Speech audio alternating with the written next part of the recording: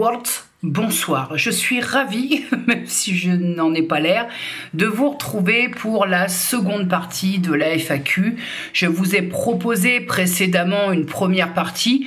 Je vous avoue que j'ai été quelque peu envahie par le nombre de questions et j'étais pas préparée à en recevoir autant. Et pour cette deuxième partie, pour être tout à fait franche avec vous, j'ai dû trier parce que sinon, si j'avais gardé tout ce que j'avais prélevé de vos questions, je pense qu'il aurait fallu 4 volets de FAQ et c'est amplement suffisant. J'ai essayé de faire des choix judicieux sur des questions que je trouvais intéressantes, en tout cas qui ouvraient un peu mes propres perspectives et sur lesquelles j'avais envie de débattre. Donc, sans plus tarder, voici la partie 2 de cette FAQ, sachant qu'on va rentrer tout de suite dans le vif du sujet, d'un des sujets qui vous fait poser beaucoup de questions, à savoir, alors attendez, bonjour, tu ne parles jamais de ta vie amoureuse, passée, présente, pourquoi? Alors, si vous n'avez pas vu la première partie de la FAQ, je parle de ma vie sentimentale inexistante du moment et depuis quelques années maintenant. Je ne parle jamais de ma vie amoureuse, qu'elle soit passée ou présente, simplement parce que pour ce qui est de ma vie amoureuse présente, il n'y en a pas, donc je ne vais pas parler sur quelque chose qui n'existe pas. Et pour faire bref, je m'étale un peu plus dans la première partie, mais pour faire bref, je ne suis même pas en prospection. Donc, si je ne parle pas de ma vie amoureuse, c'est parce qu'il ne se passe absolument rien et que je ne souhaite pas, au demeurant, qu'il se passe quelque chose pour l'heure. Est-ce que ça changera un jour? Je ne sais pas, parce qu'étant donné que je n'ai aucun don de clairvoyance ou quoi, ok, je ne sais pas de quoi la suite sera faite, mais en tout cas, pour l'heure, à la minute où je vous réponds, à la seconde où je vous réponds, ce n'est pas dans mes projets de vie de partager cette dernière avec quelqu'un, que ce soit vivre avec quelqu'un ou même avoir quelqu'un dans ma vie. C'est très dégueulasse comme terme, avoir quelqu'un dans sa vie. En tout cas, partager ma vie avec quelqu'un, ce n'est pas dans mes projets. Maintenant, en ce qui concerne le fait que je sois très discrète sur ma vie amoureuse passée, tout simplement parce que moi, je suis pas très fan du réchauffé et que ce qui est passé est passé. Et que, si vous voulez, ça n'a aucune plus-value pour moi de remettre ça sur le tapis, et ça vous en apportera pas, en fait, de savoir pourquoi j'en suis là, pourquoi j'ai décidé que basta. Alors, je sais que ça peut être ça peut titiller la curiosité, mais vous vous doutez bien que si un jour on se rend à l'évidence que stop, on arrête les frais, c'est parce que ça n'a pas été très simple. Ça n'a pas été très simple. Donc, j'ai fait des choix qui me correspondent. J'ai fait des choix il y a quelques années qui, maintenant, il n'y a aucun regret. Je suis contente des choix que j'ai faits. Je crois pas que j'aurai le regret un jour de me dire merde, quand même, ça aurait pu être bien la vie à deux, parce que même si je mets pas tout le monde dans le même panier, mais il y a un véritable manque de confiance envers les hommes. Il y a la non-envie de partager sa vie avec quelqu'un. Donc je pense qu'à partir de là, je crois que j'ai été claire dans la partie 1, mais vous parlez de ce qui s'est passé et qui pour moi est maintenant enterré. Ça n'a pour vous aucun intérêt, pour moi encore moins. On fera rien avec du réchauffé au niveau des sentiments. C'est une question que je trouve très intéressante. Auriez-vous tout plaqué pour partir vivre à l'étranger si la distance avec la famille n'était pas un problème? Si oui, où? Alors, la question aurait dû être posée différemment, je pense, pour que je puisse y répondre, on va dire tout à fait objectivement. Auriez-vous tout plaqué pour partir vivre à l'étranger si je n'avais eu personne? Aucune famille, aucune attache, aucune accroche, rien du tout. Oui, dans ce cas de figure-là, vraiment, même si j'ai beaucoup de mal à me projeter parce qu'aujourd'hui, si je dois partir, faut que tout le monde suive, sinon je suis malheureuse. Même dans un endroit paradisiaque, je suis partie 2 semaines à l'île Maurice, j'ai quand même eu un soir où j'ai eu un très très bad mood, comme on dit, où j'ai eu envie de rentrer. J'ai eu envie de retrouver ma fille, j'ai eu envie... ça a été la complication d'un voyage si paradisiaque soit-il, ça a été d'être loin de ma fille. Ma fille qui à l'époque avait 13 ans je crois, 14 ans, qui avait pris ses 14 ans. C'était très complexe, 2 semaines comme ça, très très loin... très très loin, en pleine adolescence comme ça a été compliqué pour moi. Donc de ce point de vue-là, c'est vrai que c'est difficile pour moi de me projeter. Maintenant, si vraiment il n'y avait aucune attache, je crois vraiment que peut-être, je dis bien peut-être, oui, j'aurais eu des envies d'ailleurs. Mais alors où? Étant donné que j'ai jamais eu de projection de cet ordre, je vais pas vous sortir le truc bateau, l'île Maurice, une île, machin. Non, j'essaye de trouver un endroit qui pourrait me satisfaire, même sur les visuels, ne serait-ce qu'en visuel, télé, tout ça, qui pourrait être agréable en cadre de vie. Je vous dirais, pourquoi pas peut-être le Portugal, voilà, qui me semble être un juste milieu, plutôt que vous balancer des îles Maurice, des machins qui sont quand même, c'est quand même des choses, c'est moins simple, enfin voilà. Mais de toute façon, une fois encore, la projection n'est pas faite, ne se fait pas, n'est pas envisagée et pas envisageable. Donc au moins, ça clôt le débat. Cette question-là, je la trouve super intéressante parce que je la lis là et je ne sais pas trop vers quoi je vais partir. Quel trait de caractère vous exaspère chez les autres, mais que vous-même avez? Le problème, c'est que je sais ce qui m'exaspère pour moi, mais est-ce que ça m'exaspère chez les autres? Voilà, la problématique, elle est là. C'est que, véritablement, je sais mes traits de caractère qui m'exaspèrent, ce trop-plein de sensibilité, d'être rancunier à un point vraiment plus. Mais pour être tout à fait sincère, ça m'exaspère pas chez les autres. Donc tout ce qui m'exaspère chez moi ne m'exaspère pas forcément chez l'autre. Alors comment vous dire? On voit l'épine dans le pied des autres, mais on voit pas la poutre qu'on a dans l'œil.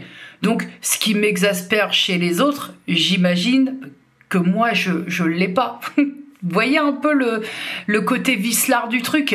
Par exemple, l'hypocrisie, ce trait de caractère assez ancré au demeurant, l'hypocrisie m'exaspère, mais je ne me considère pas hypocrite, mais peut-être que dans l'œil de l'autre, je le suis.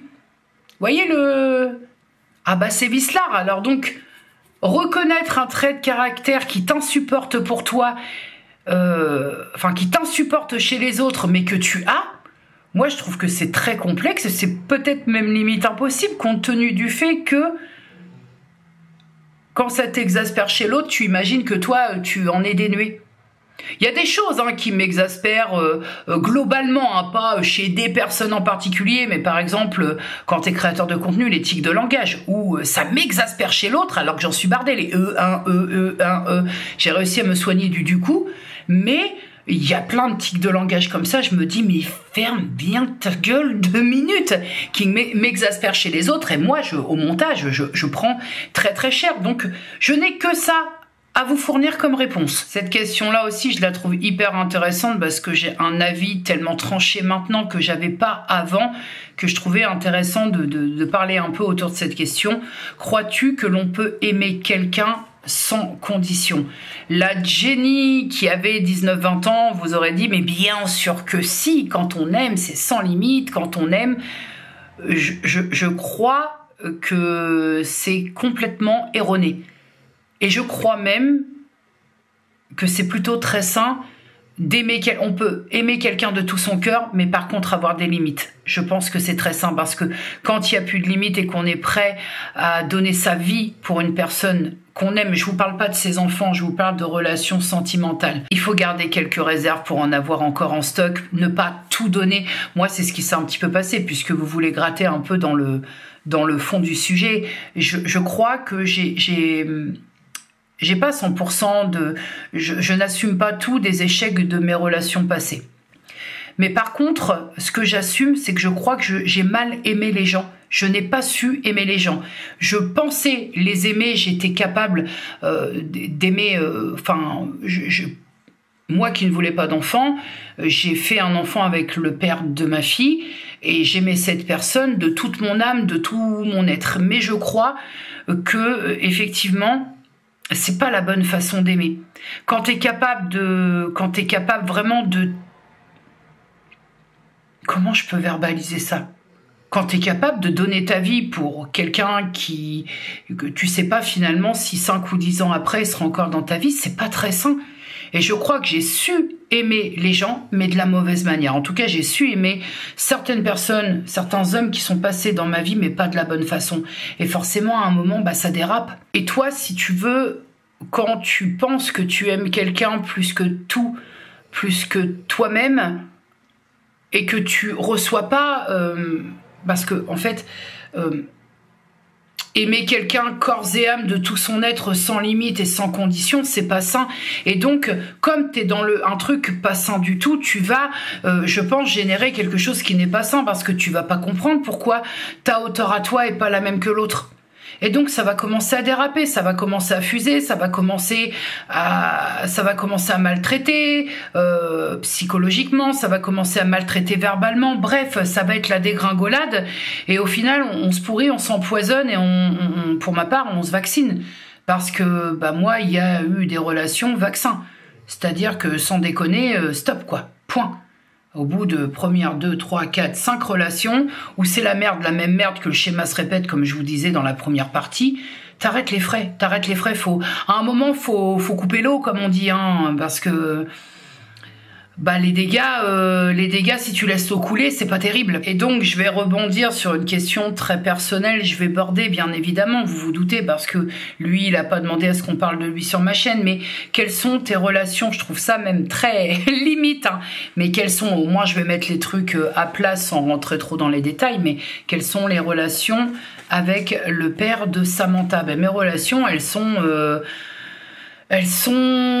hyper ponctuelles. On sait converser sans s'aboyer dessus, ce qui n'a pas toujours été le cas. On est tous les deux devenus adultes, on a maturé quelque peu, mais voilà, c'est pas ce que vous imaginez. Par exemple, je ne vais pas chez lui, il vient pas chez moi. Hein, ça n'existe pas, ça. Si vous savez, concrètement, le papa de Samantha et moi, on est séparés depuis 25 ans.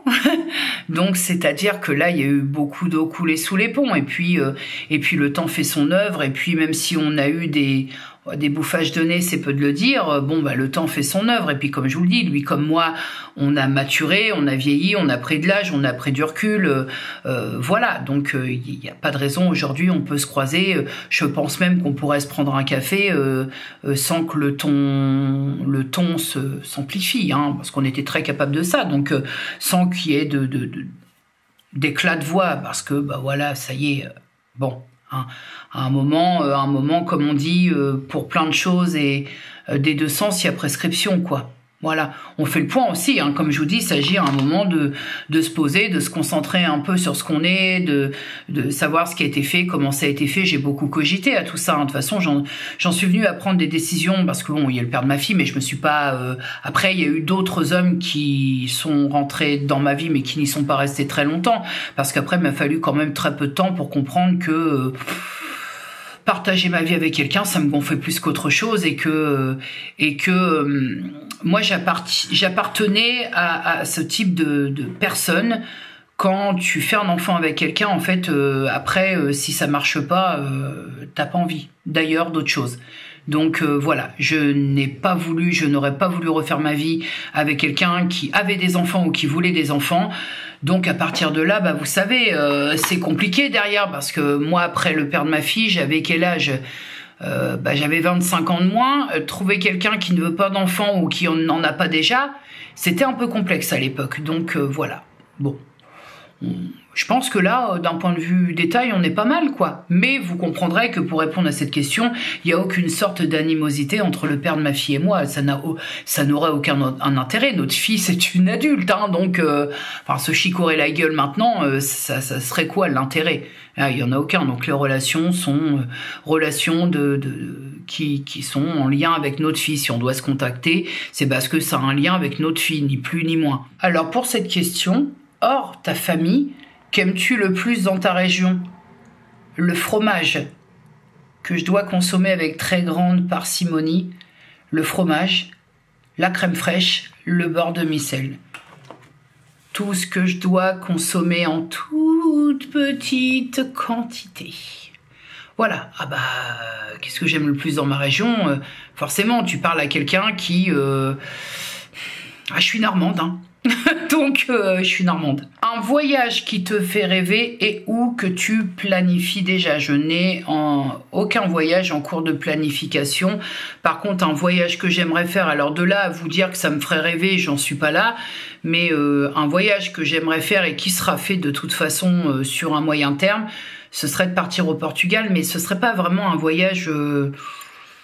Il y aurait du tourisme, évidemment, j'irais jeter mon œil, voilà, mais ce serait aussi pour, muni de papier, de plein de choses que j'ai en ma possession, bah, de retrouver un peu mes racines. Voilà, j'arrive à un certain âge où bah, j'ai déjà aucune racine du côté de mon père, parce que ce qui lui a servi de mère est parti avec tous ses secrets. Et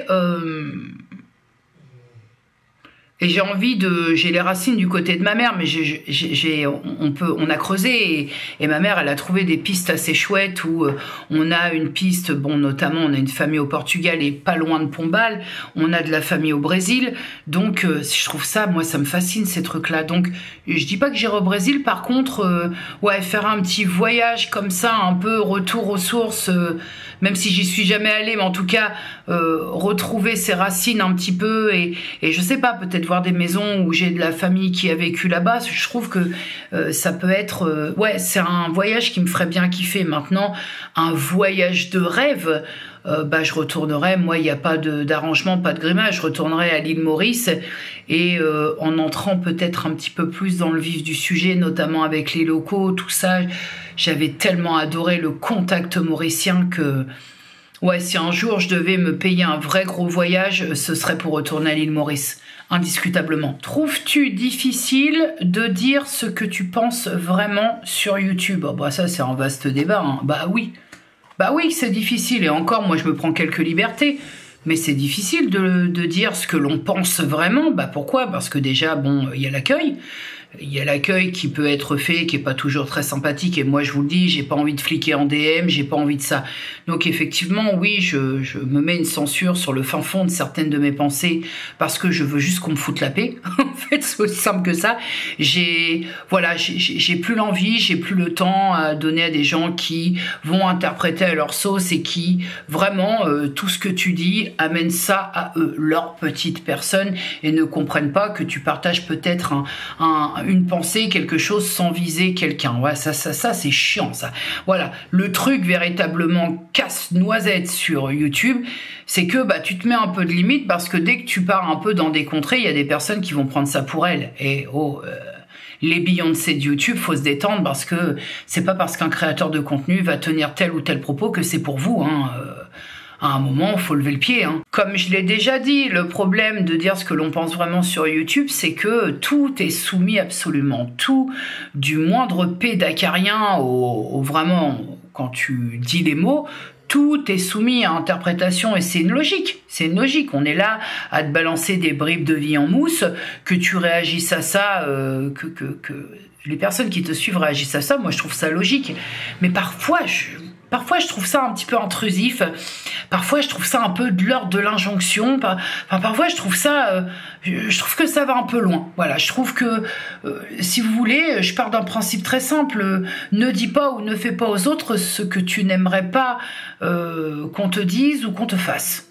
Ah, après, le problème, c'est que ça reste à appliquer et c'est là tout le problème. Donc, non, je pense vraiment résolument que sans te dénaturer, tu peux quand même, enfin, je pense que vous savez pas mal de choses que je peux avoir sur le cœur, ce qui m'agace et tout. Mais par contre, j'ai appris avec YouTube à mettre les formes et voire à même me dire, là, garde ça pour toi, Jenny. Parce que ça va te retomber sur la gueule, tu vas en avoir pour 3 jours.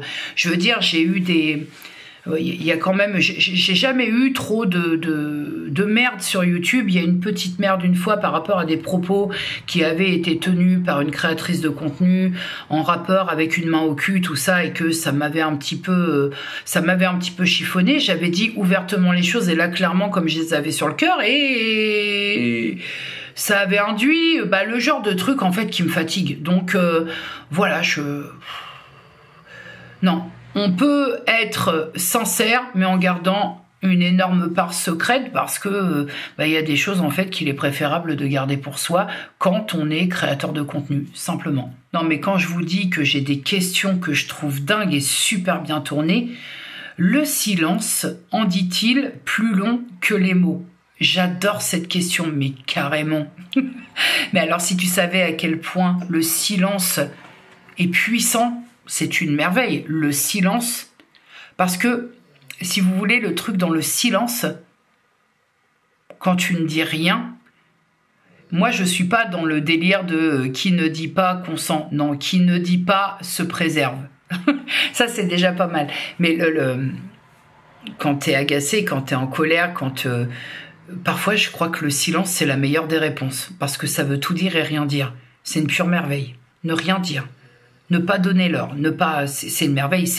Franchement, je trouve que le silence, ça n'a l'air de rien. C'est du silence, mais c'est une arme contre la connerie et pour se préserver. Ah, mais carrément. La dizaine en rapport avec la barre des 100, donc concernant ma perte de poids, j'espère que tu as prévu quelque chose, un achat récompense. En fait, ce que la question voulait dire, c'est que est-ce que si je décalque, je vais sous la barre des 100, mon objectif, est-ce que tu as prévu une petite récompense, un petit achat? Non, puisque la récompense, ça sera enfin d'avoir dégommé cette barre des 100, mais pas d'achat, j'ai pas besoin de me faire un achat ou une récompense. Je crois que la plus belle des récompenses, c'est de monter sur sa balance et de voir que ça y est, on y est. T'est-il déjà arrivé... Alors là, elle est un peu de mauvaise foi, cette question. T'est-il déjà arrivé... Attends, t'es où? Bah merde, j'ai perdu... Oui, t'est-il déjà arrivé de couper tous les liens avec quelqu'un que tu as aimé ou apprécié? Ah bah oui. Bah oui, et pour ce que j'estime être de très bonnes raisons. Aimer quelqu'un, apprécier quelqu'un, ça n'excuse pas des gestes d'enfoiré. Aimer quelqu'un, justement, quand tu aimes quelqu'un, t'imagines qu'il y a un minimum de réciprocité, même sans avoir une attente démesurée. Forcément que si la personne que tu aimes apprécie te chie dans le nez, je vais répéter les mêmes propos. Ah mais moi j'ai aucun problème à couper des liens si je suis blessé, vexé, égratigné pour des raisons valables. Je vais pas être blessé, vexé, égratigné parce qu'on avait rendez-vous à 13h30 et t'es arrivé à 14h. Voilà. Sachez que si je coupe les ponts avec quelqu'un, c'est parce que j'ai de très très bonnes raisons. Vraiment de très bonnes raisons. Alors elles valent ce qu'elles valent, mais globalement, j'aime pas qu'on me fasse caca sur la tête et puis qu'on me laisse sa merde dessus. Voilà, globalement. Ça, c'est fini ce temps-là de toute façon. Et ça vaut virtuellement et dans ma vie réelle. Ça vaut dans les deux sphères. Terminer de se faire chier dessus. Ça y est, j'ai donné. J'ai espongé pas mal de caca. Maintenant, ça va. Faut savoir me dire stop. Et puis, il faut savoir aussi prendre des décisions qui s'imposent quand les autres ne sont pas foutus de les prendre. Si je coupe les ponts avec quelqu'un, je coupe les liens. Il n'y a pas de retour possible. Et je ne cherche pas à ce qu'on me demande pardon. Moi, le pardon, tout ça, moi, j'ai coupé les liens, fin de l'histoire. Il n'y a pas de... même si je demande pas d'excuses, je n'estime pas... Enfin, voilà, si je demande pardon à quelqu'un, si je présente mes excuses à quelqu'un, c'est parce que j'ai merdé. C'est pour ça qu'en contrepartie... la personne, elle a fait ce qu'elle a fait. Si elle l'a fait, c'est qu'elle considérait qu'elle n'a pas merdé, parce qu'on se connaît quand même quand on est amis ou quand on s'apprécie. Donc si tu as fait ce choix-là, c'est que c'était voulu. Donc il n'y a pas de pardon à avoir. On coupe, on ferme le livre, hop, et puis on va voir ailleurs si l'herbe est plus verte. Mais moi, quand il y a coupure des liens, que le fil est cassé, on bricole pas pour raccorder les trucs. Non. Alors cette question-là, elle était dans les DM et je sais pas si elle me vous voit moi ou elle englobe tous les créateurs de contenu. Je vais vous la lire telle que cette question a été rédigée. L'image que vous projetez sur les réseaux sociaux finit-elle par vous transformer dans la vraie vie? Alors déjà, je suis contente d'apprendre qu'il n'y a pas que moi qui utilise le terme la vraie vie, parce que là, c'est une abonnée, c'est pas, moi je sais qui m'envoie les questions, c'est pas créateur, créatrice de contenu. Donc, l'image que nous projetons sur les réseaux sociaux, que vous projetez sur les réseaux sociaux, finit-elle par nous transformer dans la vraie vie? Ça dépend de qui tu es, de ce que tu es. Enfin, je veux dire, moi, ce que je suis sur mes réseaux sociaux, avec ce fameux jardin secret que je garde pour moi, parce que j'estime que tout ne doit pas être sur YouTube. Mais la vérité, c'est que je suis la même dans ma vie à moi, que je suis sur les réseaux. Donc, enfin, je veux dire, moi, j'ai pas de vergogne à vous prendre en pige, dénué de tout sous niche, pas maquillée, les cheveux à la Joe Dassin, la tronche dans le cake. Ah, voilà, je fais pas de cérémonial pour vous. Si j'ai envie d'allumer la caméra et que j'ai la coupe de Belzébuth à froid, voilà, Après, oui, possiblement. Je pense que cette question-là, elle a quand même un vrai sens parce que l'image que vous projetez sur les réseaux finit-elle par vous transformer dans la vraie vie? Malheureusement, je pense que ça peut arriver. Qu'à force d'être quelqu'un sur ton réseau social, ça finit par migrer dans ta vraie vie. Je trouve ça triste. Hein. Ça va dans les deux sens. Hein. Ma vie YouTube, évidemment qu'elle a un impact dans ma vie réelle, puisque quand même, voilà, c'est mon gagne-pain, si je puis dire. Mais par contre, elle me fera pas changer qui je suis. Hein. Jamais, jamais ma chaîne YouTube ne me fera devenir quelqu'un que je veux pas devenir. Hein. Jamais, jamais, jamais. Pour que vous puissiez cerner, c'est la même personne qui m'a posé cette question. Elle m'a fait 3 questions en DM. Crois-tu qu'il vous faut désobéir au code des réseaux sociaux pour rester fidèle à vous-même? Bah non. Moi, je désobéis pas au code des réseaux sociaux parce que je trouve que je reste quand même... voilà, j'essaie de rester dans les clous parce que je tiens un petit peu à ma chaîne aussi. C'est-à-dire que c'est une chaîne que j'alimente depuis 13 ans, 12-13 ans. Je tiens à ma chaîne, j'ai pas envie de me la faire tilter parce que je me prends pour je sais pas qui, voilà. Je tiens à ma chaîne, donc simplement, je désobéis pas, mais ça me coûte pas, quoi. Je reste dans les clous, je dis ce que j'ai à dire, je sais mettre les formes, et je suis moi-même, que ce soit celle que vous palpez ici, et celle qu'on peut croiser dans la rue. D'ailleurs, quand certaines personnes me croisent dans la rue, c'est ce qu'elles me disent. C'est la même que dans l'écran, il manquerait plus que ça. C'est comme je vous dis, hein... Je suis pas Lady Gaga ou Beyoncé, à un moment donné, il faut revoir un peu ses prétentions, quoi. Et la dernière question de cette personne, qui était des questions, ma foi, très très bien rédigées. Peut-on vraiment être satisfait de son contenu sans se comparer à ce que font les autres créateurs? Alors ça, il va falloir cesser.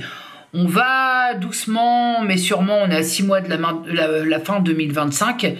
En 2026, il faut qu'on arrête le comparativement à, en fait. Faut qu'on arrête. Chacun a sa patte, chacun fait à sa petite sauce. Putain, mais ce qui se passe chez les autres, en fait, comment font les autres? Est-ce que je fais mieux? Est-ce que je fais moins bien? Occupons-nous de nos chaînes, occupons-nous de nos réseaux et arrêtons de se comparer. Putain, on a chacun notre façon de faire. Comme je le disais dans la première partie, on a chacune notre petite patte, nos fils conducteurs ou pas. Ça, c'est relou, ça. Ouais, quand je vois ce que je vois, Mais en fait, fais ton truc, quoi. Fais ton truc. Ça m'est arrivé de dire ça. Ça m'est arrivé d'avoir... Quand je vous disais hier, j'ai parfois été maladroite, mais j'ai eu ça, hein, de dire... quand je vois ce que font les autres, et puis je vois les vues, puis quand je vois moins, machin, et après, putain, on s'en tape, quoi. Voilà. Occupe-toi de ta chaîne. Moi, je pars d'un principe très simple, c'est que si à un moment j'ai des vidéos qui fonctionnent pas, c'est pas parce que l'autre créateur a fait ci ou a fait ça, c'est parce que c'est à moi de me dire là, ça prend pas. Et je me remets en question et j'essaie de proposer des trucs et voilà, point. Voilà, c'est tout, mais je vais pas... C'est pas parce que mes contenus flop ou font moins de vues ou quoi, ok, est-ce que c'est de la faute à un tel, une telle ou un autre tel? Enfin, à un moment, c'est facile aussi de faire porter le chapeau aux autres, faut prendre ses responsabilités un peu, hein. On est déjà là, si tu veux, à peu près tous à proposer le même type de contenu selon l'échelle, selon à quelle place nous sommes sur l'échelle YouTube.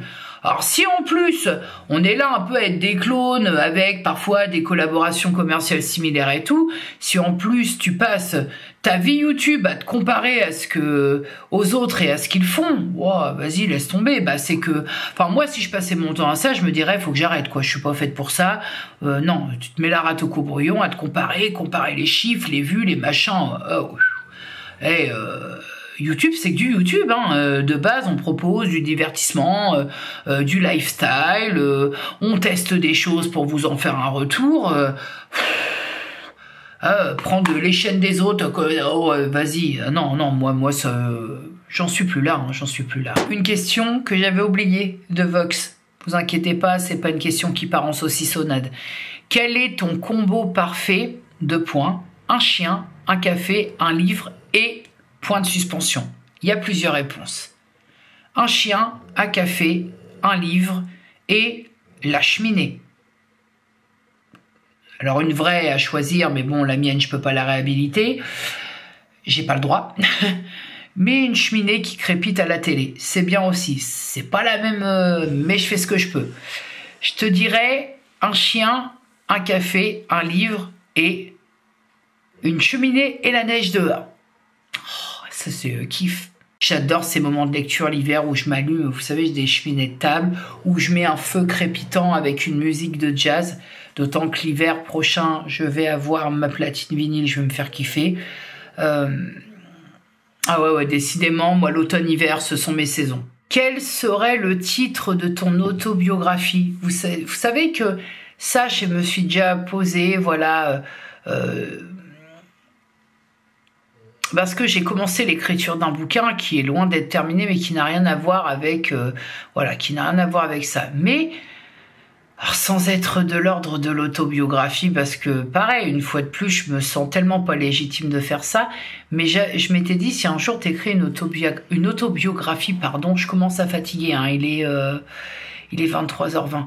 Si un jour tu écrivais ce type de texte, ce serait quoi le titre? Et je l'ai eu. Voilà, ça m'est apparu comme ça, et ça s'appellerait « Et un jour... virgule, tout a changé, point de suspension ».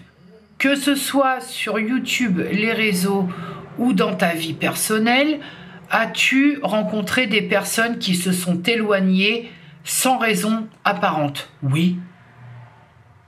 Tant que ça ne concerne pas ma famille, quoique oui, j'ai des pignoufs de ma famille qui se sont éloignés, et puis ils ont très bien fait, hein, pensez bien. Virtuellement, bah oui, évidemment, il y a beaucoup de personnes qui se sont éloignées sans raison apparente. Alors moi, je formulerai pas comme ça, je dirais qu'elles se sont éloignées pour des raisons qui pour elles étaient les bonnes. Je me suis, moi, désintégré de certaines personnes, de la vie de certaines personnes, et puis je pense que d'un côté comme de l'autre, on le vit plutôt très bien, enfin j'imagine. Ma petite YouTube Words, on se retrouve le lendemain de la veille pour continuer cette FAQ parce que hier soir j'ai eu l'œil du tigre. J'ai vu que je commençais à avoir l'œil qui frisait sur la réponse à vos questions, et quitte à vous proposer une FAQ, j'aime autant vous la proposer dans des dispositions honnêtes, hein, et pas en train de crever de fatigue. Donc on reprend cette deuxième partie de FAQ. Il y a encore un petit peu de biscuit, il y a encore un petit peu de réponse, il y a encore un petit peu de bavardage. Et pardon pour le bruit du brasseur d'air, mais là je vous dis... je grognoune sinon. S'il n'y a pas un minimum d'air qui m'arrive dessus, je grognoune. Peut-on être heureux sans être entouré? Alors je trouve ça génial parce que c'est une FAQ, mais j'ai des questions qui sont très ouvertes et qui pourraient être proposées à n'importe qui. Peut-on être heureux sans être entouré, même si je suis plutôt quelqu'un de solitaire, même si j'aime ma solitude et que je ne la subis pas? La réponse est tout de même non. Parce que j'ai besoin de temps en temps de retrouver mon socle, de retrouver mes proches. J'ai deux sortes de réponses à apporter à cette question. Est-ce qu'on peut vivre sans être entouré? Alors ça ira vraiment à l'appréciation de chacun. Autant je pense, véritablement, et c'est très, très étrange, autant je pense qu'on peut vivre sans être trop entouré amicalement. Voilà. Peut-être favoriser la qualité de relation à la quantité. Autant je pense que pour moi ce serait... alors si j'avais grandi sans socle familial, peut-être que je ne serais pas dans cette projection-là, mais autant pour moi, même ma famille, c'est essentiel. C'est-à-dire que c'est mon souffle. Donc je ne serais pas heureuse si je ne possédais pas un minimum d'entourage, cela va de soi. Je vous ai proposé pas mal de FAQ. Et à chaque FAQ revient ce même type de question. Je pense qu'il y a un petit peu l'aspect curiosité qui vient, on peut se poser là-dessus. Mais je vais répondre parce que là, on ne cite pas de personnes précises sur cette question. D'habitude, j'ai des questions avec le nom des créateurs de contenu, le nom des youtubeurs. La question est la suivante. Tu étais en contact avec certains youtubeurs et ça ne semble plus être le cas. Pourquoi ? Parce que, je vais aller un petit peu plus loin. Effectivement, comme dans la vie, globalement, on traverse des amitiés avec des personnes, enfin on a des relations amicales à degrés variables avec des personnes. Eh bien, sur la sphère virtuelle, c'est un peu la même chose. On va se trouver des affinités virtuelles avec des personnes. Seulement, comme dans la vie, à un moment, on peut se tromper aussi. On peut se tromper et se dire « Ah, effectivement, là, je suis peut-être pas sûr que... » parce que, c'est-à-dire, ça rejoint un petit peu ce que je vous disais sur la première partie de la FAQ, ce qui rend un peu plus compliqué les liens virtuels, c'est qu'on n'a pas la personne en face de soi. Et moi, j'ai besoin de sonder la personne. Vous savez, il y a un langage non verbal que je trouve hyper important quand on rencontre quelqu'un.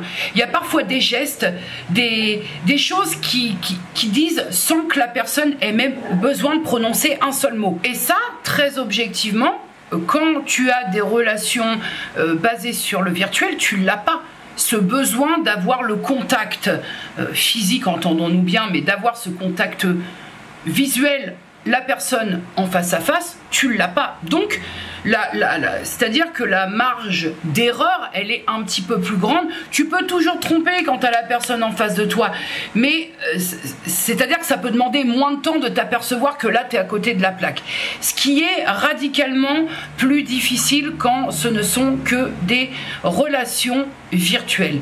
Donc, la raison pour laquelle j'avais des contacts avec certains youtubeurs, youtubeuses et que je n'en ai plus actuellement, c'est parce que finalement, il se passe quelque chose, ou pas, hein, j'ai presque envie de dire, mais la plupart du temps, il se passe quelque chose qui vient pour toi allumer ton système d'alarme personnel. Et tu te dis, oh là, ça, elle a le droit de penser, il a le droit de penser comme ça, mais moi, c'est non.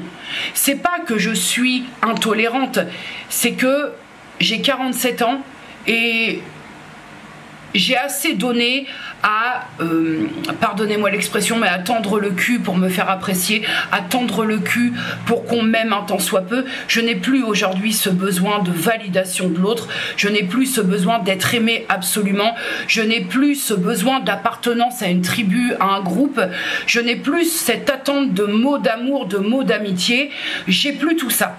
Donc je m'emmerde plus en fait, c'est assez simple. Vous savez, je vais vous dire une vérité qui est la mienne, mais j'ai pas besoin que d'autres personnes qui font ce que je fais sur les réseaux sociaux, j'ai pas ce besoin qu'on m'aime absolument. Moi, si je sais ou que j'ai ouï dire que d'autres youtubeurs peuvent pas me saquer, bah grand bien leur face en fait. Qu'est-ce que vous voulez que ça me fasse? Une fois encore, c'est pas mon problème. C'est pas mon problème, je fais rien pour me faire aimer ou pour me faire désaimer. En tout cas, je fais rien volontairement. Maintenant, on m'aime pas, qu'est-ce que vous voulez que j'y fasse? J'ai pas la main mise là-dessus. C'est-à-dire que le relationnel, ces relations, on en fait ce qu'on veut avec ses propres limites, mais maintenant que tu sois détesté ou aimé par Pierre, Paul ou Jacques, t'as pas la main mise dessus, tu vas pas contrôler les sentiments des gens. Et point. Donc c'est vrai que moi, effectivement, je rejoins des propos de la partie 1 de cette FAQ, j'ai ce détachement nécessaire qui fait que, eh bien, on se parle, on se cause, on se discute, voilà, et puis un jour, pour une raison bien précise, ça s'arrête, bah ça s'arrête en fait. Je vais pas, franchement, c'est pas quelque chose, en tout cas puisque la question c'était, tu étais en contact avec certains youtubeurs, j'ai pas je vais pas déprimer pendant 6 mois parce que quelqu'un que je n'ai jamais vu réellement, avec qui j'ai pas eu ce temps qu'on se sonde même mutuellement, je vais pas déprimer pendant 6 mois. Enfin, je veux dire, à un moment, on a déjà assez de merde au quotidien à gérer dans notre sphère réelle pour s'en ajouter en virtuel. Si ça se défait, c'est que ça devait se défaire. Moi, je crois pas trop au hasard dans la vie. Après, le merdier sur YouTube, vraiment, je pense que ce qui fout un peu la merde dans le relationnel YouTube, c'est déjà cet esprit un peu de comparaison. Mais ça, bon, c'est propre à chacun. Mais c'est cette attente, ce besoin assez viscéral de validation. Alors moi ça c'est quelque chose, on a tous hein, un petit ego, de toute façon si t'as une chaîne YouTube t'as forcément un peu d'ego, hein, sinon puis on l'a tous je pense, mais ce besoin assez viscéral de validation c'est une bonne merde ça, hein. Ce que vous constaterez, j'ai 12-13 ans de YouTube dans les pattes, je crois, hein, ou alors ça a été très très rare, mais jamais je vous ai demandé de vous abonner, jamais je vous ai demandé de liker, je ne suis que très peu repartagé et je m'en tape le coquillard. Je fais ma petite place comme comme je dois le faire, à ma façon, et point barre. Je m'en tape vraiment le coquillard. On m'aime bien, bah tant mieux. On m'aime pas, bah tant pis. Ça va pas changer mon quotidien à moi au jour le jour. Hein. On le sait, hein, on est des êtres humains, on peut pas aimer tout le monde. C'est ma façon de voir les choses. Hein. Entendez que c'est ma perception des choses, mais pour moi, il y a vraiment une distinction assez nette, assez tranchée entre les liens sur une sphère réelle et les liens sur une sphère virtuelle. Je dirais qu'à 70% des liens qu'on entretient sur les réseaux sociaux, à 70%, ça ne reste quand même qu'une illusion de lien. Pareil, je parle avec ma propre expérience de tout ça. Tu crois avoir des liens, avoir un peu tissé des liens avec des personnes, puis tu t'aperçois en fait que ça puait la daube, et ce depuis le début. Donc oui, j'avais certains contacts avec certains youtubeurs, avec d'autres un peu plus, avec d'autres un peu moins. Bon, soit le temps a fait les choses, soit effectivement il s'est passé des choses qui pour moi, hein, dans mon œil à moi, étaient clairement inacceptables, et j'estime que je n'ai pas à accepter l'inacceptable parce que c'est du virtuel. Non, ce que je n'accepte pas dans ma vie à moi, je ne l'accepterai certainement pas sur les réseaux sociaux. Voilà, c'est aussi simple que ça, mais sachez que, je le répète, hein, moi, à la seconde où je vous parle, j'ai aucune merde avec, aucune embrouille avec aucun créateur de contenu. Bon, après, à l'opposé, je sais pas, mais moi, en tout cas, il n'y a pas d'engueulade avec quiconque. Après, moi, je ne suis pas responsable des pensées des autres. Hein. Voilà, ça, j'ai pas le contrôle là-dessus. Mais voilà, pour faire vraiment le point là-dessus, oui, il y avait des contacts, il y en a plus, mais il y en a plus du tout. C'est-à-dire qu'il y en a plus, que ce soit positivement ou négativement. Si tu pouvais tout recommencer, qu'est-ce que tu ferais différemment? Alors, ça dépend de l'époque, ça dépend du moment de ma vie. Ce que je ferais différemment, bah effectivement, vu que la grosse zone d'ombre de ma vie, ça reste quand même le relationnel, il y a des choses que je ferais très différemment, que ce soit sur le plan des relations sentimentales ou des relations amicales. Cela va sans dire. J'accorderais peut-être plus d'importance à des gens qui se sont bien comportés avec moi, et peut-être un peu moins, si j'avais connaissance de tout ça, et peut-être un peu moins à des personnes qui au bout du compte se sont foutues de ma gueule. Je me prendrais en main peut-être plus tôt, pour ne pas avoir à tirailler à 47 ans avec ce parcours de perte de poids, et qu'effectivement, bah, plus tu vas dans l'âge et plus c'est difficile, même si je m'en sors plutôt bien en termes de cheminement sur ma perte de poids, mais peut-être que en ayant connaissance de ça, je me dirais maintenant, là, faut te bouger le cul. Attends pas qu'on te diagnostique une stéatose hépatique, attends pas ci, attends pas ça, va creuser, va chercher, insiste. Voilà, ne laisse pas certains médecins te dire va falloir maigrir, hein, madame. Hein. Entre dans le vif du sujet. Voilà, il y a pas de regret, parce qu'il n'est jamais trop tard pour bien faire.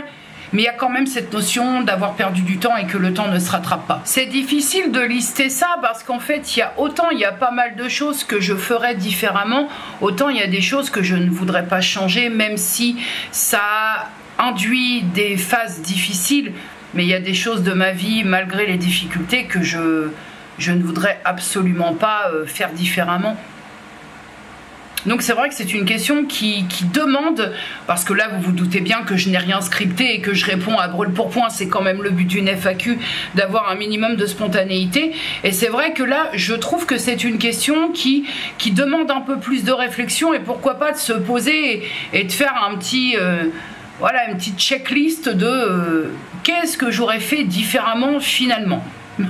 Là, comme ça, à brûle pour point, C'est la seule réponse que je peux apporter. Penses-tu parfois à arrêter YouTube? Oh là, oh là! Écoutez, en 13 ans de chaîne, j'ai dû y penser peut-être 7897 fois. Ben oui, j'appartiens à cette catégorie de personnes qui se remet en question, comme je vous le disais, toutes les 3 heures. Donc évidemment qu'à certains moments, par rapport à ma chaîne YouTube, j'ai des gros coups de pelle de lucidité où je me dis, mais qu'est-ce que tu fais? Enfin, à quel moment les gens ont quelque chose à foutre de ta vie en crépon? Il y a des grosses pelles de lucidité où tu te dis véritablement, pourquoi faire? Pourquoi tu fais ça? Arrête! Je suis envieuse et c'est pourtant pas l'un des traits de caractère qui me définit, mais je suis envieuse dans le bon sens des personnes qui ont une chaîne YouTube et qui se sentent parfaitement légitimes, parce que moi c'est loin d'être le cas, vraiment. Et je crois que depuis le début en fait, cette question-là, elle était accompagnée d'un emoji moqueur, un petit bonhomme qui se moque. Tu préfères toujours avoir 10 minutes de retard ou 20 minutes d'avance? On va répondre très simplement, je préfère avoir 30 minutes d'avance. Sait-on jamais? Parfois que j'ai des orteils qui se désintègrent, je pourrais parer. M'acheter des orteils en plastique par exemple. Voilà, non, je suis en avance, j'ai la peur, c'est pas une phobie, hein, je déteste le retard, pour moi être en retard, non mais vraiment c'est à ce point, pour moi être en retard, c'est n'avoir d'avance que à hauteur de 5 minutes. Alors moi si j'ai que 5 minutes d'avance, mon Dieu, ça me provoque pas une envie d'évanouissement prématuré, mais non, une demi-heure en avance c'est très bien, vous savez. Je pense que toi qui m'as posé la question, tu ne l'as pas posée pour rien. Non, j'aime être en avance, j'aime être très en avance. Qu'est-ce qui peut te toucher et provoquer une émotion chez toi de façon instantanée? Je crois que j'ai ma réponse tout aussi instantanée, la musique. Je peux être dans un métro, entendre quelqu'un qui joue très bien un instrument et me mettre à chialer. La musique... presque plus que la lecture encore, hein. Mais alors la lecture avec de la musique, des paroles de chansons à la Linda Lemay, à la Gauvin et les chanteurs d'avant, Brassens, tout ça. On transmet, il y a beaucoup de choses qui sont transmises émotionnellement par le biais de la musique, par le biais de paroles de chansons. Je crois véritablement, j'aurais du mal à me passer de la lecture, mais je crois que je ne pourrais pas vivre sans musique, vraiment. Parce que ça aide à tout, la musique. Ça aide à, tout comme la lecture, à... Voilà, ce besoin d'évasion, de voyager un peu. Il y a des paroles profondes qui viennent te toucher, où tu te reconnais avec des situations sur lesquelles tu peux t'identifier.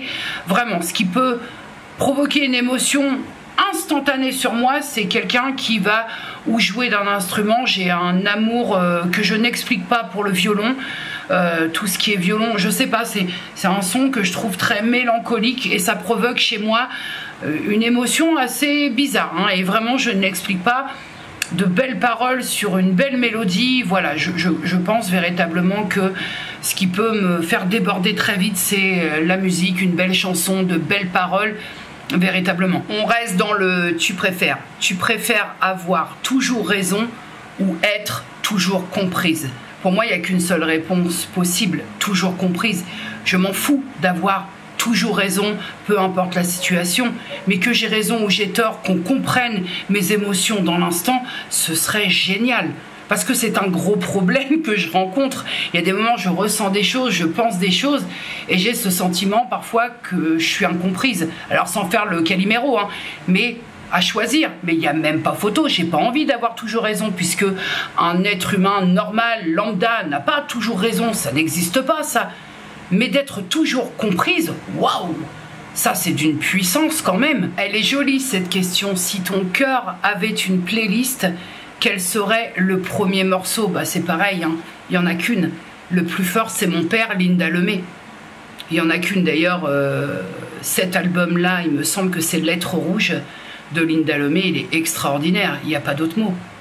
On a Maudite prière, on a La centenaire, cet album de Linda Lemay, les textes.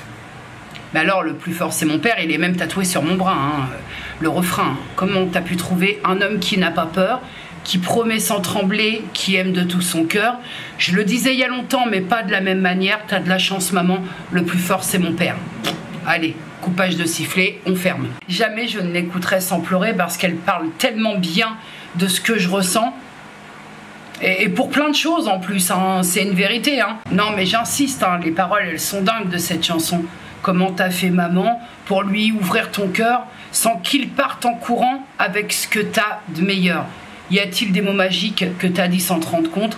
Explique-moi donc ce qu'il faudrait que je raconte. Moi, ça m'en donne des frissons. Et enfin, monsieur, dame, parce que les choses ont une fin, dernière question qui va être en lien direct avec la plateforme sur laquelle je suis en train de vous causer, qui est donc la toute dernière question du cahier. J'ai fait du tri, hein, pas le choix.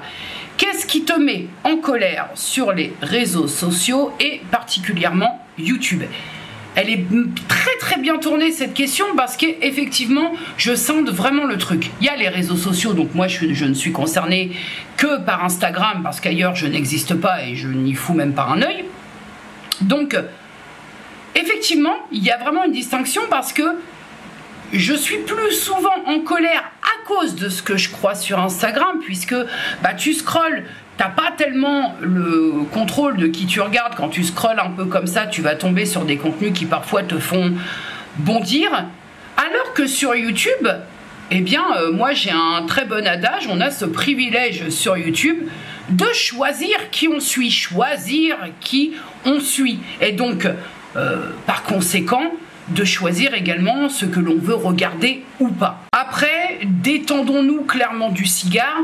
Quand je me mets en colère par rapport à Instagram, c'est souvent que c'est lié à toutes ces méthodes de revendeurs, revendeuses sans scrupules, de méthodes pour perdre du poids, pour perdre 10 kilos en 3 jours, juste pour faire remplir le tiroir caisse. Voilà, et les méthodes de ci, et les méthodes de ça, et les promesses. Je vous donnais l'exemple dernièrement par rapport à ce que j'ai vu passer sur le complément alimentaire Morosil. Je crois que c'est ça, hein. Ça me fait bondir parce que pour moi, ça me fout en colère parce que pour moi, c'est d'une part surfer sur la détresse de quelqu'un qui ne sait plus quoi faire et comment faire pour perdre du poids, poids qui empoisonne sa vie pour ces personnes-là. Et d'un autre côté, je trouve que pour certains contenus, il y a clairement une mise en danger sur la santé d'autrui. Et alors ça, moi pardon, mais si ça ne frictionne pas les fonds de culotte qu'on puisse hypothétiquement mettre en danger la santé de quelqu'un, écoutez, on n'est pas branché sur les mêmes ondes. Hein. Mais attention, une fois encore, j'ai une théorie, alors certes qui n'engage que moi, mais j'ai une théorie. Il y a le fait d'être en colère sur certains contenus que tu croises et que, selon moi, dans ma perception, je trouve justifié. Dès lors qu'on essaie de profiter d'un mal-être de quelqu'un pour faire du blé, ça me met hors de moi. Dès lors qu'on se prend pour un médecin alors qu'on n'a aucune qualification, aucune compétence, aucune formation diplômante ou quoi aux caisses, ça me met hors de moi. Mais maintenant, après quoi... Chacun fait bien ce qu'il veut dès lors qu'il ne met pas en danger quelqu'un d'autre, dès lors qu'il ne tient pas des propos problématiques, chacun fait bien ce qu'il veut. Moi je trouve que parfois, il y a des petits coups de gueule passés sur les réseaux sociaux et notamment sur Instagram qui n'ont que pour seul but de se faire mousser, pourquoi pas de dire moi je fais mieux que les autres. Personne ne fait mieux que les autres. Quand on propose du contenu, on fait ce qu'on peut. Et on est surtout tributaire de vous, de ce que vous ferez du contenu qu'on propose. C'est ça qu'il faudrait voir, à pas oublier. Très objectivement, il n'y a pas grand-chose qui m'agace sur les réseaux. Pourquoi? J'ai fait la part des choses. Déjà, j'ai fait du tri. Je choisis qui je suis. À partir de là, s'il y a encore des choses, même avec le tri que je fais, qui m'agacent, c'est à moi de me remettre en question. C'est parce que je vais jeter mon œil là où il ne faut pas que je le jette. Moi, je trouve que parfois, il faut savoir aussi se remettre un peu en question. Si tous les jours, tu es agacé quand tu vois un contenu, révise les bases. Même si tu scrolles et que tu vas dans le feed, à l'explorer d'Instagram, à un moment, si ça te casse la noisette, tu n'y vas pas. C'est aussi une question de comportement. Enfin, je pense véritablement que les réseaux sociaux, peu importe qu'on regarde ou qu'on fasse, il n'en reste pas moins que les réseaux sociaux sont ce que l'on en fait. Je vais vous dire sincèrement, à une époque, les vidéos, je réagis à et ça réagissait à une vidéo généralement d'une grosse créatrice de contenu et ça tabassait sans vergogne pendant la vidéo, ces vidéos-là me puent au nez. Ça me dégoûte qu'on puisse croire, imaginer qu'on peut briller en écrabouillant quelqu'un. Surtout qu'il y avait beaucoup de vidéos de cet acabit. Parfois, certes, c'était justifié parce que le créateur dénoncé avait quand même des propos problématiques et là encore, je peux le comprendre. Mais si c'est du taper pour taper parce qu'il y a une espèce de jalousie sous-jacente assez dégueulasse, et j'en ai vu des vidéos comme ça, je comprends pas quoi. En fait, c'est juste pour faire de la vue, c'est juste pour faire du clic et c'est pour générer de l'oseille. Puis alors, en tant que moi-même modeste créatrice de contenu, je me demande quelle satisfaction on peut tirer quand on a fait sa place en dégueulassant, en gerbant sur d'autres qui font comme toi. Je me demande quelle satisfaction personnelle quand tu as atteint un certain niveau grâce à ta dégueulasserie. Je me demande qu'est-ce qu'on peut en tirer comme petite fierté. Après, l'argent, toujours ça, bah, tu as fait ta place, donc plus de vues, plus de monétisation. Je pense qu'il y a au moins un petit peu de ça qui peut expliquer le truc. Je pense, hein, sinon je vois pas. À part être méchant gratuitement et gerber sur la tête des autres de façon tout à fait gratuite, alors moi ça me dépasse, hein. C'est ça aussi, vraiment, quand on tabasse la gueule de quelqu'un, c'est-à-dire que faut quand même avoir une sacrée confiance en soi et se croire sacrément irréprochable. C'est incroyable. Ce que j'essaye de dire, c'est qu'actuellement, il y a plein de choses sur lesquelles on pourrait être très en colère sur les réseaux. Ce qui se passe dans le monde, ce qui se passe en France. Il y a tellement de choses, vraiment, je ne vais pas tout élargir, mais il y a tellement de choses qui sont susceptibles de nous mettre en colère par rapport à tout ça sur les réseaux, que sincèrement, vous allez vous mettre en colère parce qu'une créatrice de contenu, elle vous a vendu un rouge à lèvres qui ne vous plaît pas, parce qu'elle vous propose une collaboration qui ne vous plaît pas. Je crois que si vraiment on a envie d'être en colère et qu'on n'est pas content, il y a quand même beaucoup de sujets qu'on peut mettre en avant et sur lesquels on a de quoi être sacrément en colère, hein. Moi, pardon, mais je me mets pas trop en colère pour un rouge à lèvres parce qu'il n'est pas de la bonne couleur ou parce qu'un produit m'a donné une allergie, hein. Pour répondre à cette question, bien que j'ai fait littéralement un laïus sur cette ultime question, mais ce qui n'était pas spécialement le cas avant, mais je crois qu'aujourd'hui je suis très en phase, je me sens plutôt sereine et apaisée sur les réseaux, avec ces petites choses que je vous ai expliquées précédemment qui me mettent en colère et qui me mettront toujours en colère. On parle de jouer avec la santé des gens, on parle de prendre des gens pour des cons à base de méthodes qui ne fonctionnent pas, c'est prouvé. Je veux dire, si des compléments alimentaires ou des poudres quelconques arrivaient à vaincre une obésité qui est multifactorielle, il y aurait plus de problème de surpoids, d'obésité. Donc ça m'agacera toute ma vie, que ce soit virtuel ou réel. Mais c'est vrai que, étant donné que j'ai fait du tri, que je choisis ce que je regarde, que selon le titre je jauge si ça va m'intéresser ou pas, je suis plutôt en phase avec ce que je suis sur les réseaux sociaux. Donc, bah, effectivement, ça provoque moins de colère, ça provoque moins de coups de gueule, ça provoque moins de et j'essaye maintenant de travailler sur, quand je reçois des messages qui sont un peu incisif, bah, j'essaie de travailler sur le recul en disant calme-toi, voilà, il n'y a pas besoin de s'enflammer et de faire des stories à pointiller sur Instagram pour une personne là qui vient, qui comprend pas que tu as déjà expliqué ça 57 fois et que cette question-là, elle n'est pas pertinente. Voilà, j'essaie de relativiser parce que ce sont les réseaux sociaux et je crois qu'il faut savoir se remettre en question, surtout quand on propose du contenu, et savoir prendre du recul parce que tu t'enflammes tous les quarts d'heure. Je le répète, choisis qui tu suis. Tu as ce privilège. Pourquoi s'en priver? Choisis qui tu suis. Dès lors que tu pars de ce postulat-là, après, franchement, ça roule, hein.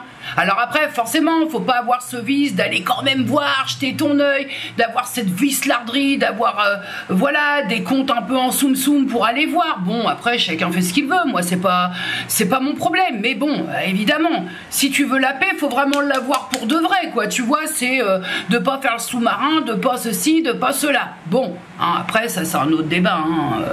chacun voit midi à sa porte. Mais si vraiment tu veux la tranquillité, en choisissant qui tu veux suivre, tu l'as ta tranquillité. Il y a parfois des petites failles si tu fais un peu la curiosité de fouiner en scrollant, mais bon, ça pèse considérablement quand même. Voilà, c'était le mot de la fin sur cette dernière question. Voilà, fin de cette longue FAQ. Je tenais à vous remercier pour votre participation et encore que d'un autre côté je vous remercie d'avoir été au rendez-vous et je suis sincèrement désolée pour les personnes qui n'auront pas de réponse à leurs questions parce que là j'étais obligée de trier, hein. Je pense que cette deuxième partie va être encore plus longue que la première. J'ai essayé de faire un tri assez correct, donc pardon pour les personnes qui n'auront pas leur réponse, mais j'allais pas faire 4 volets de foire aux questions, ça me semble évident. J'espère en tout cas que vous avez passé un bon moment avec moi. En attendant, prenez soin de vous, prenez soin des gens que vous aimez, dites-leur que vous les aimez. Je vous fais de gros bisous et je vous dis à très bientôt. Des bisous.